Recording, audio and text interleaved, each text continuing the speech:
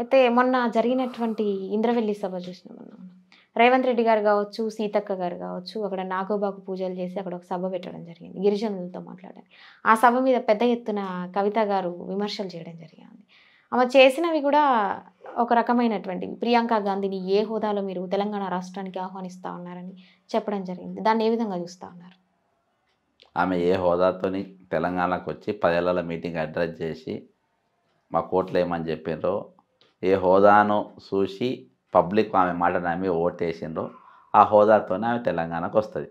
అది జైల్లో ఉండాల్సిన రాణి, లిక్కర్ రాణి చెప్పాల్సిన అవసరం లేదు. ఆమె జైల్లో అసలు నువ్వు జైలు ఉండేదాన్ని నీ బయట ఏం పని అసలు? ఈవెన్ బయట ఎంత తిరిగి తీసుకుంటే ఈడీఓలు సిబిఐలు ఇప్పుడు రేవంత్ రెడ్డికి సమన్లే పంపింది కదా. మరి కవితను జైలు ఉండేదాన్ని, కవిత కేసులో ఉన్న దొంగలందరినీ జైల్లో పెట్టిండ్రు. మాగుంట రాఘవరెడ్డిని పెట్టిండ్రు, ఆ ఉప ముఖ్యమంత్రిని పెట్టిండ్రు, వాడిని విన్ని లొట్టం పొట్టం అందరినీ జైల్లో పెట్టిండ్రు. మరి ఇప్పటిదాకా ఈ లిక్కర్ అని అసలు బదాలు ఎందుకు తిరగనిస్తారు? ఈ గజ్జి కుక్కను లోపల పెట్టకుండా ఇవన్నీ పిచ్చి పిచ్చి మాటలు మాట్లాడుకుంటా, అవలే మాటలు మాట్లాడుకుంటా, ఊరూరు తిరిగి స్టేట్మెంట్లు ఇచ్చుకుంటా. ప్రియాంక గురించి మాట్లాడటమేనా ఏమే? నిన్ను నీ ఇంట్లో తన్ని ఇంట్లో వండబెట్టిండ్రు, సపరేట్ తన్ని మూసుకొని ఇంట్లో కూర్చుంటే బెటర్. మీరు బయట ప్రియాంక గాంధీ గురించి మాట్లాడే స్థాయి వీళ్ళది కాదు. అసలు రేవంత్ రెడ్డి గారు దీని మీద తెలంగాణ లిక్కర్ మీద కూడా ఎంక్వైరీ చేసి అలా స్కిల్ డెవలప్మెంట్ మీద ఏమైనా పెద్ద స్కామ్ని తీసుకపోయి లోపల వేయాలి తెలంగాణ ప్రభుత్వం.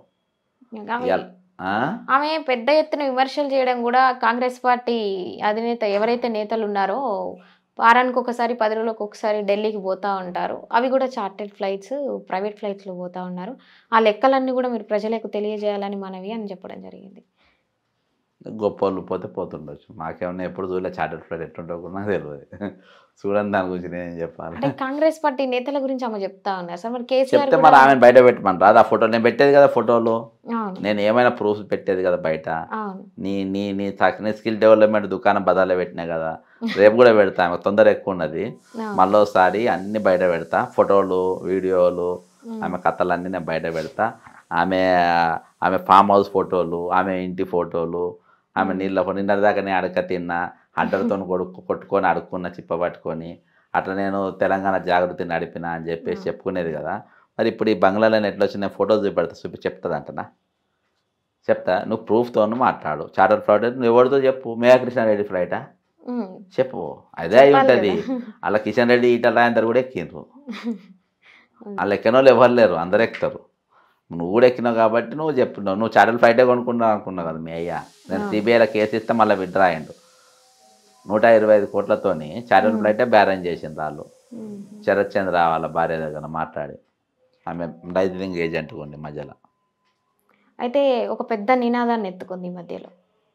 సుత్తి లేకుండా స్ట్రైట్గా అడుగుతా ఉన్న కాంగ్రెస్ పార్టీని, మీరు అసెంబ్లీలో జ్యోతిబా పూలే గారి విగ్రహం పెడతారా పెట్టరా అని.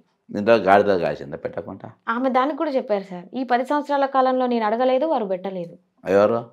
కవిత గారు అడగలేదంట, కేసీఆర్ గారు పెట్టలేదంట. మరి అడగండి, ఇప్పుడు ఎందుకు అడుగుతాను? ఇప్పుడు కూడా మూసుకొని కూర్చోవాలి అంతే కదా. అంతే మరి. ఇప్పుడు ఎందుకు అడుగుతున్నావు? గాడిదలు కానీ అడుగుతున్నా నేను. ఇటువంటి వాళ్ళను హోంగార్డ్ రిటైర్డ్ అయిన హోంగార్డు ఉంటారు కదా, వాళ్ళతో తిట్టిపియాలి దీన్ని. నా నోరు పాడవుతుంది. కానీ జ్యోతిబా పూలే నీకు ఇప్పుడు ఎందుకు గుర్తు రావాలి నీకు? మా అయ్య అడగండి నేను పెట్టలే అని అంటే, ఈ అయ్యా బిడ్డల బద్మాష్ ఫ్యామిలీ ఎట్లుంటుందో కల్వకుంట్లలో ఉదాహరణ. ఇంత బద్మాష్ గాన్లో అర్థమైందా? ఇవాళ వాళ్ళ పైన ఏ ఎంక్వైరీలు జరిగాని ముందుకు వస్తే వాళ్ళంతా జైల్లో ఉండాల్సిన వాళ్ళు బదాలలో తిరిగితే ఇవే మాటలు మాట్లాడతారు. కేంద్ర రాష్ట్ర ప్రభుత్వాలు రెండు కూడా ఆ కుటుంబం పైన యాక్షన్ తీసుకొని ఎందుకు ముందుకు వస్తారో ఇద్దరు నేను కూడా అడుగుతున్నారు రేవంత్ రెడ్డిని. కల్వకుంట్ల మీద యాక్షన్ తీసుకొని ఎంక్వైరీ అయ్యానికి ఎందుకు మనం ఇబ్బంది పడతాను? జనార్దన్ రెడ్డి అనేటువంటి ఎందుకు బొకే ఇచ్చి నువ్వు రిటైర్ అయినా ఇక ఇంటికి పో అని ఎందుకు చెప్తాను? బయటికే రాలేదు. అలా ప్రభాకరం అనేటోడిని ట్రాన్స్కో సిఎండి నువ్వు రేపు మీటింగ్కు రా అని అంటే, లేదు నేను రిటైర్ అయిపోయినా పో నేను ఒకరోజు ఏమొద్దురు అని అంటే ఎందుకు పంపినావు? తీసుకొచ్చి లోపటేయాలి. ఇన్ని పైసలు తిన్నా ఏంద్రా నీ కథేంద్రా అని చెప్పి లోపటే జైలుకు పంపాలి. అర్థమైందా? వాళ్ళంతా అవినీతి పరులు రిజైన్ చేయగానే అక్సెప్టెడ్ అని తీసుకొని ఇళ్ళలో పంపని. ఇక మనం కూర్చున్నది ఇక్కడ ఇదేమన్నా సత్రమా లేకుంటే ఇదేమన్నా ఎన్జిఓనా? ఇప్పుడు నేను ఇంక ఇద్దరు ఆఫీసర్లు మురళీధర్ రావు వాళ్ళు కాళేశ్వరంలో కీలక వాళ్ళు రిటైర్డ్ వాళ్ళ ఇద్దరిని సాగనంపనీకేనా మనం కూర్చున్నది? వాళ్ళని నిలబడితే దొంగలు ఎట్లా పట్టుకోవాలి? దాని మీద ఎంక్వైరీ వేసి ఏం జరుగుతుంది తెలంగాణ ప్రభుత్వం నాకు అర్థమైతే పెద్ద తమాషా నడుస్తుంది ఇక్కడ. అంటే మీకే అర్థం కాని పరిస్థితి ఉంది, మరి ప్రజలు ఎట్లా అర్థం చేసుకోవాలి సార్ ఇది? ప్రజలకు అర్థమయ్యేటట్టు నేను ఏ 1వ తారీఖు కోణంలో చెప్పిన. ఉన్నది? 1వ తారీఖు లైవ్ ప్రెస్ మీట్ పెట్టి ఉమ్, 1వ తారీఖు పలానోడు ముఖ్యమంత్రి అయితే గిట్ల ఉంటుందని చెప్పిన. అట్నే అవుతుంది. అంతే అంటారు. అయితే అప్పుడు నన్ను తిట్టుకున్నారు. ఇక ముందు ముందు ఉంటాయి వర్షాలు, వడగండ్లు పడతా ఉంటాయి వచ్చే రోజులలో. నా భయానికి ఆయన జర ఆచి తూసి తింటుండ్రు, లేకుంటే డైరెక్ట్ నాకేసుడే. అంతే అంటారు. అట్లుంటుంది. వాళ్ళు ఇవాళ దాకా నేను భద్రత చెప్పిన, కాళేశ్వరం ఎవరు జైలుకు పోడు, మిషన్ వైగిన ఎవరు జైలుకు పోడు, ధరలో ఎవరు జైలుకు పోరు, అంతే.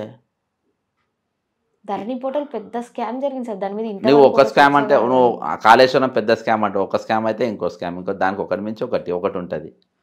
అదే ఏది ఉన్నా కానీ నేను అడిగేది ఒకటే ప్రభుత్వాన్ని, ప్రజలకు. నేను ఇవాళ ఎమ్మెల్సీ నిలబడి నా పదవి షోకు లేదు, ఏం లేదు. నేను నిలబడుతున్నాను ఎందుకంటే ఇవన్నీ కూడా రేపు చర్చించాల్సిన అవసరం ఉన్నది.